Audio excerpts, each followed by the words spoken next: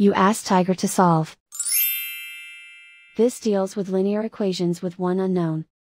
The final result is g equals 168/13. Let's solve it step by step. Swap sides. Isolate the g. Multiply both sides by 21. Group like terms.